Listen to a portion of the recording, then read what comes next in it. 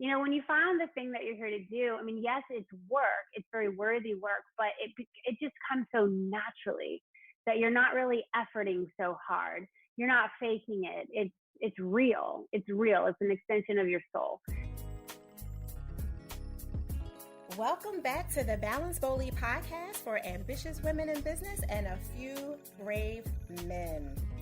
Wow, everyone. I am so excited to be back with you for another episode of season 18. For those of you who are new to Balance Boldly, I am Naketa Thigpen, your host and balance and relationship advisor, partnering with you to change the narrative so we can amplify intimacy within and across your relationships, and you can have the freedom, flexibility, and confidence to thrive in work life and in love.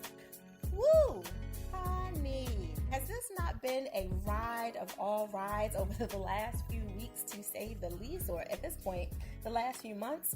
I know many of you are over all of the hashtag new normal things that are going on in the world right now due to COVID-19 and the pandemic and just all the ways it's kind of reverberating through our lives, changing things and shifting.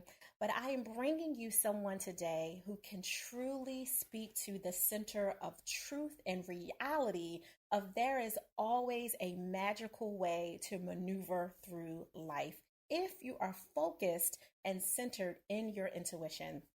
I am so grateful to bring to you this afternoon Jenny Fenig. She has devoted her entire life to coaching corporate and entrepreneurial women who are in a transition and in need of direction, which I'm pretty sure that most of you can relate to right now. If you felt like you had it all together before, you're definitely questioning some things right now. And I have to say, you want to pay attention to Jenny today. She believes that there is magic in all of us. And at her retreats, she encourages her clients to let that magic guide them towards increasing confidence and their impact.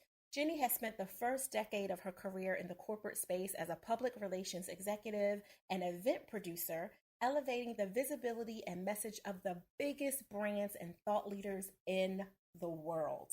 She's the proud lead of the most trailblazing online community for transformational coaches, consultants, creatives, and wellness professionals working with the energy of their intuition, the moon, the seasons, and their collective of incredible women leaders. The author of Get Gutsy and a podcast host, Jenny Fenig was named a Silver Stevie Award winner for Coach of the Year, and I am so honored and grateful to have her with us today. Jenny Fenig, welcome to the Balance Boldly podcast. How are you today?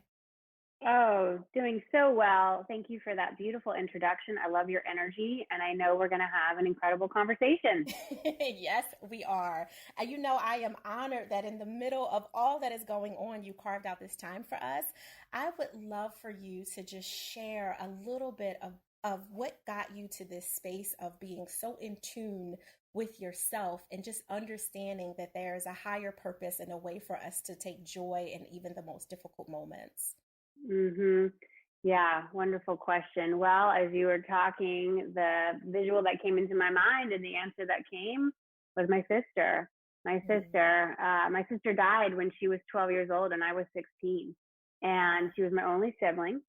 And P.S., 10 years later, I learned that I had an older brother that I never knew I had. So life is very interesting and filled with twists and turns. But at that moment, when the thing that is not supposed to happen or is never going to happen happens, you really become a student of life and a student of grief and change. And that death, that experience of, having my sister really change form, because that's what has happened. I believe that, the soul doesn't die.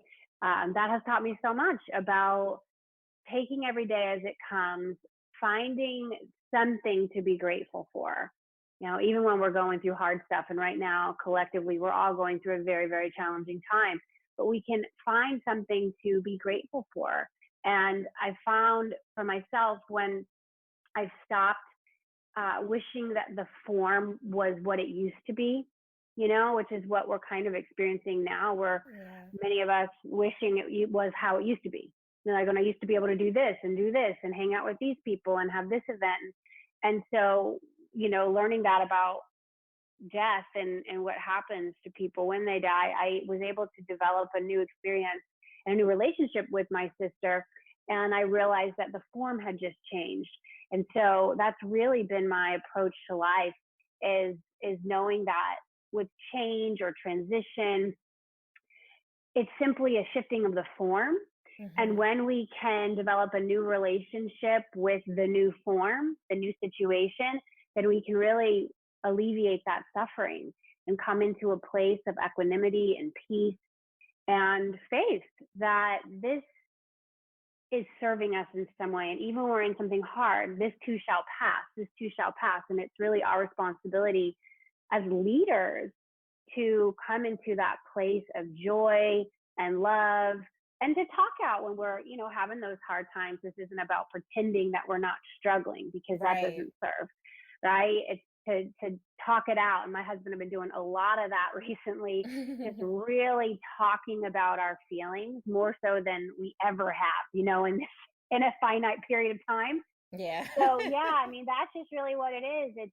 It's that we're here as humans, we're going to change. The situations are going to change. And when we cling so hard to the way it used to be, that's going to make us suffer. And we don't have to suffer. We can see the light is still here, and we can be those leaders of that change.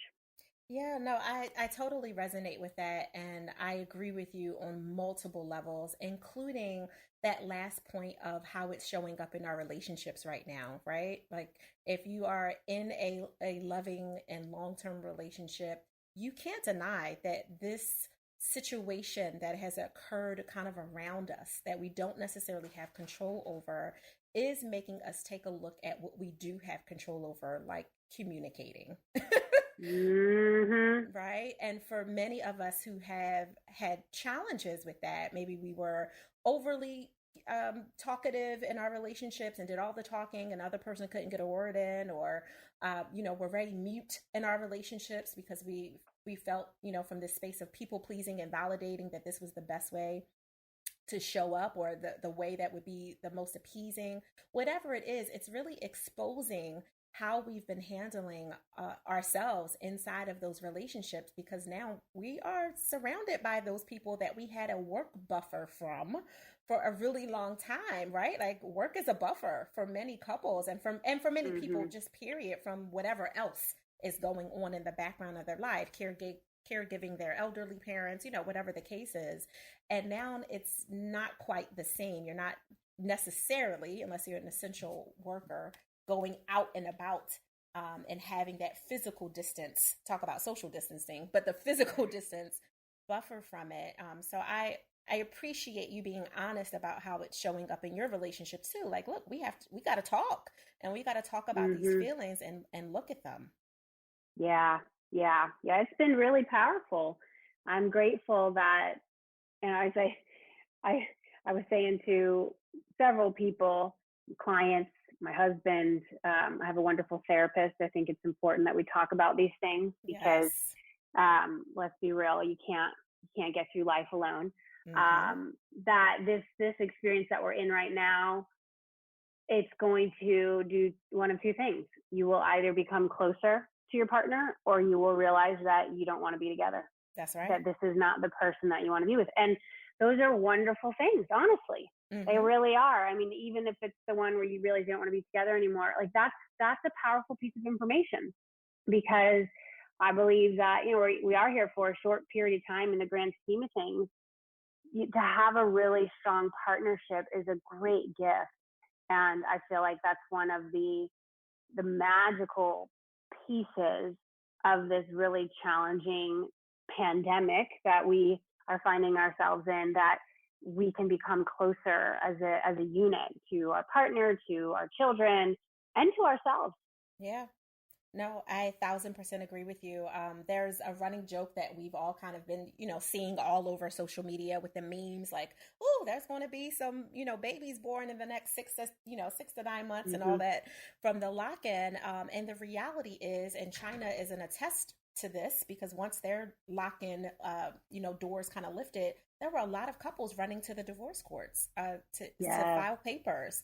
And Mm-hmm. that's real talk. Like, when you realize that the person that you, like and may, clearly still love, you are no longer in love with them. And this Mm-hmm. moment of clarity that we were all forced to sit and at least be present to, even if we refuse to have the clarifying conversations with ourselves, but we were forced to be in the room with that clarity opportunity, has shown us, is very priceless, to say the least, because you get the opportunity to make a decision for, what do you want to do next, like, Mm-hmm. let's move towards living your truth and whatever that is, so you can now feel more aligned and in balance by creating your new boundaries for yourself and what's non-negotiable for you.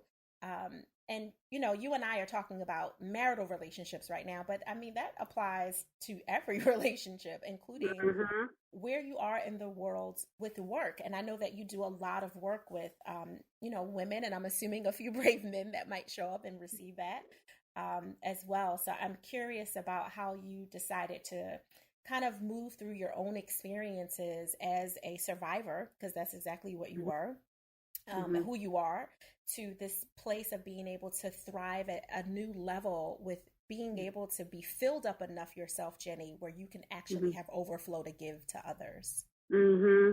Yeah. Well, I was always that person who really loved work. And when I was in school, I loved school. I liked feeling useful, Yeah. and I was smart, and I enjoyed the challenge of learning and figuring things out, because that's basically what business is. You're figuring things out. It's like a Mm-hmm. giant puzzle. It's this situation that you're figuring out. And I knew I wanted to have a career that really lit me up. In college, there was, not in our generation, but in former generations, I remember it was like there was that time that women went to school to get their, MRS. And that was not ever me. I'm like, I'm going to have a career. I'm going to do my own thing. I'm going to really make my own way. And I really followed that. And I just kind of followed my interests. I followed what I was good at. And I made my way to New York City, working in that career that you mentioned in the intro. And, I was there during a major crisis. Right now, we're in a Mm. major crisis. We're in a health crisis. I was in New York City, very, very new into my career, in September of 2001, Mm-hmm. when those planes hit the World Trade Center. And I remember distinctly, and I know that this is happening for people now, and you alluded to that. When that happened, I was very grateful to work at the company that I did. It was a wonderful public relations agency. We did a lot of crisis communications, and they did an incredible job of managing the crisis as a company, for the employees. So I felt very safe there, and I felt, held, and we were able to really grieve and move through it and help our clients navigate this very tricky terrain. And yet on the other side of it, once we kind of moved through, and there was, various layoffs and things like that, because the economy shifted. It's shifting now, right? Yeah. Yeah. Um, and I remember seeing, my managers or my colleagues getting laid off, and they were incredible, and it had nothing to do with their talent. And that was kind of the first time, again, I was like maybe 23 years old, going, whoa, you can lose your job and be really good at your job. That the two have nothing to do with each other. Mm-hmm. And it was like a huge wake up call for me. And I wanted to find a career that felt safe, if there was a thing, and that I loved doing. And so I kept navigating. And so that was that trauma, kind of reactivated the trauma from when I was younger, having lost my sister and a best friend around that time as well. And I just said, I've got to do the thing that I came here to do. And this isn't it. This kind of got me in the door. This got me some great experience, but this isn't it. Like, if Mm-hmm. this were to be my last day, is this what I want to be doing? Right. It's not. It's not. And I can't ignore that anymore. I really can't ignore that. And so I just went on a ride of figuring it out, of finding it. And that ride led me to really deepen my yoga practice. I mean, Mm-hmm. yoga really was the catalyst for me to be doing what I'm doing now. And it was through my decision to sign up for a yoga teacher training, which was kind of random because I was working in this very intense career, 6-figure earner. And I'm like, I think I'm going to sign up for a yoga teacher training. I don't know where I'm going to go with that, but we'll see. Mm-hmm. And so that was me listening to my intuition. And that then led me to quit my job without another job lined up. I didn't know I was going to start a business as a coach. I wasn't even on Facebook yet. Like it was a very different time. And then I discovered the field of coaching and I said, oh my goodness, this is what I've been doing my whole life. I didn't know it was a thing. Like I didn't know it had a name. Wow. And so that led me to sign up for a coach training. And it was, when you find the thing that you're here to do, I mean, yes, it's work. It's very worthy work, but it just comes so naturally that you're not really efforting so hard. You're not faking it. It's real. It's real. It's an extension of your soul.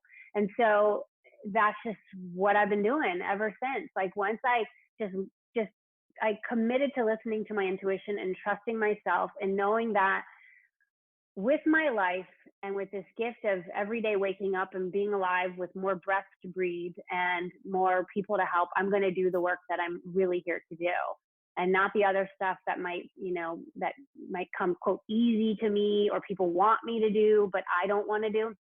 I'm going to do the thing that I came here to do. And I'm just a big advocate and fan of taking exquisite care of myself.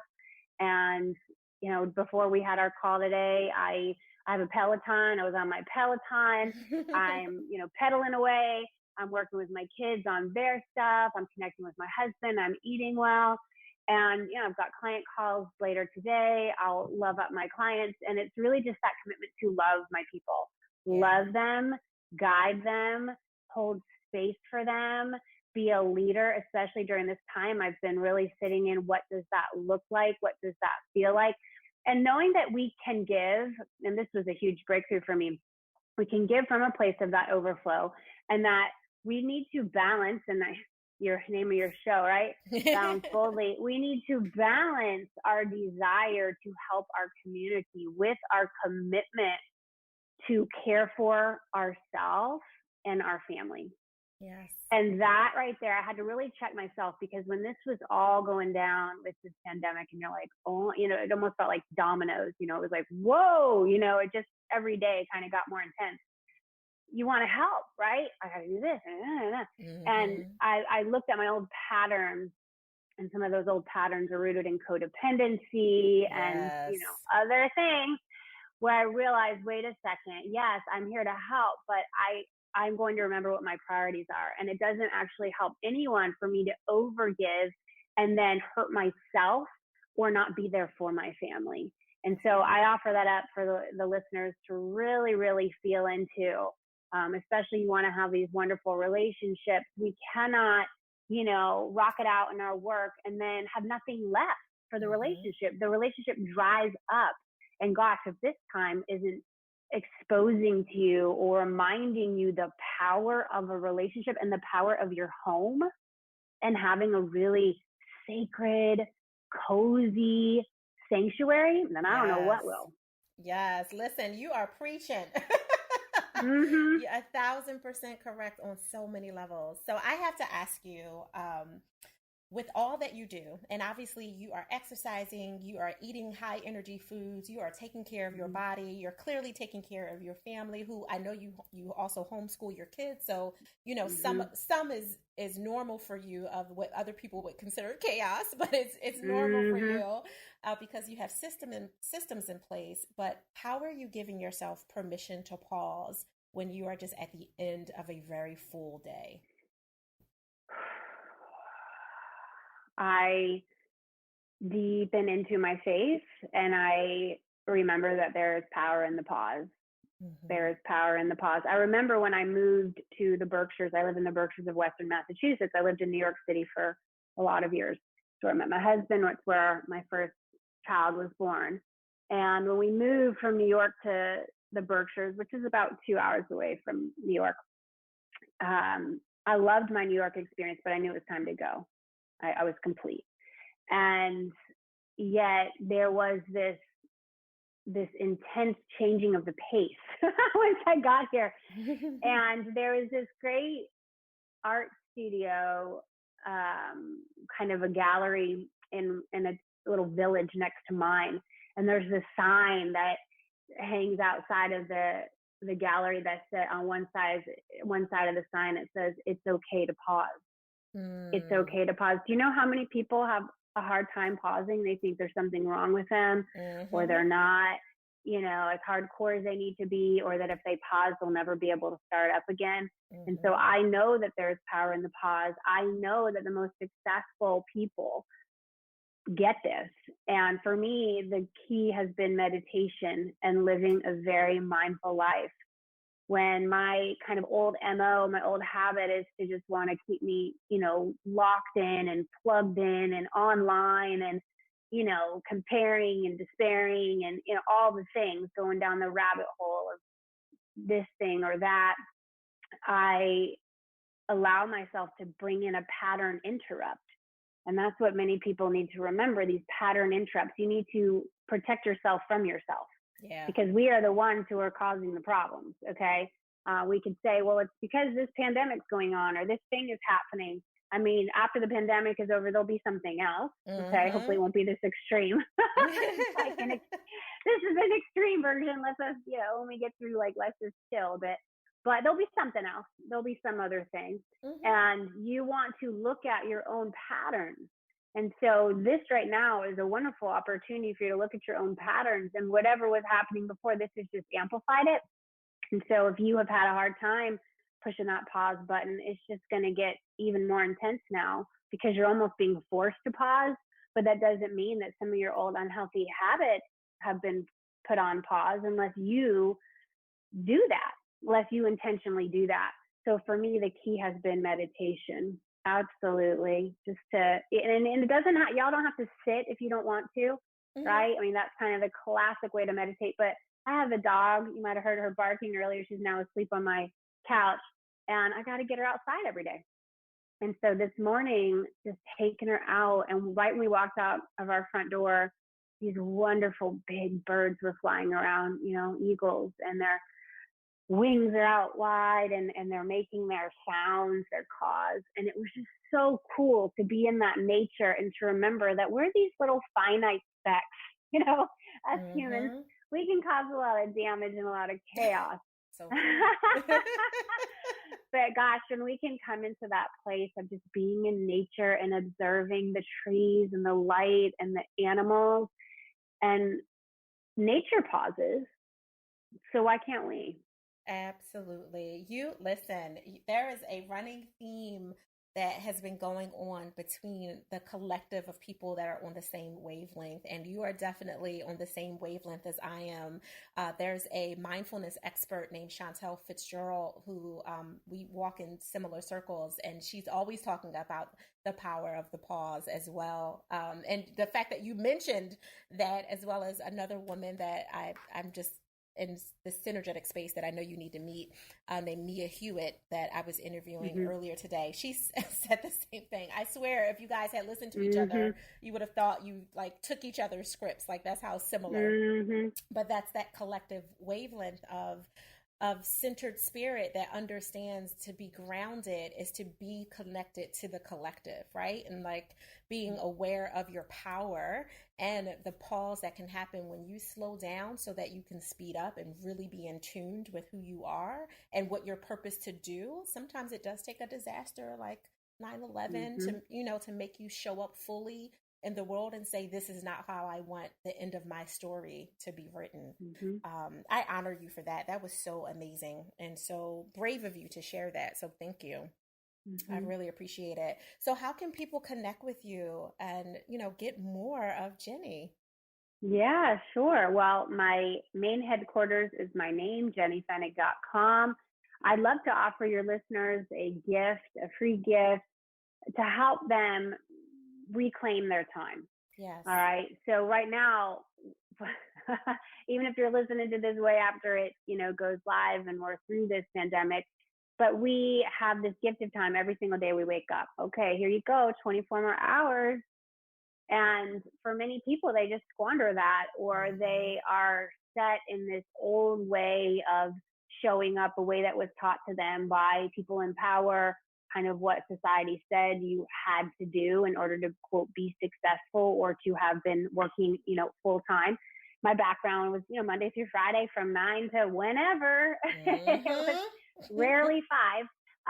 So I had to deconstruct that for myself once I went into business for myself.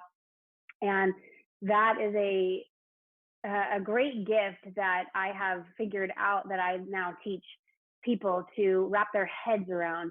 And so I have this wonderful tool. It's called Reclaim Your Time Template, and you all can go and grab it.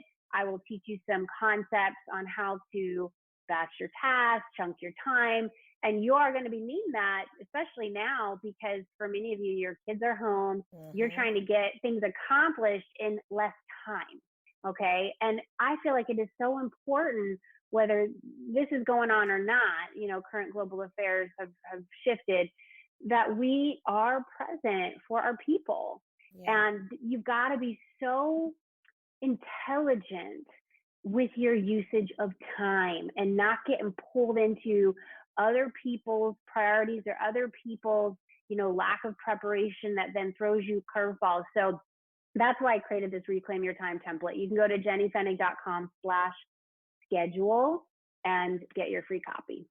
I love that. And thank you for that gift. So I'm definitely going to encourage everyone to go pick that up. We all need to reclaim our time because it's really easy to get sucked into this vortex of all the challenges with the changes and the things that you just weren't prepared for. So I will make sure I include that at the base of the show notes. So for all of you who might have actually been multitasking in your homes or wherever you were in the world when you were listening to all these seeds of invested time and energy and nuggets of truth that Jenny Fenig shared with you, it will be below in the show notes so that you can grab it at any time and make sure you do that. Jenny, I thank you and honor you for carving out this space away from your clients and your family and your Pelotonic to be with us today. We are grateful.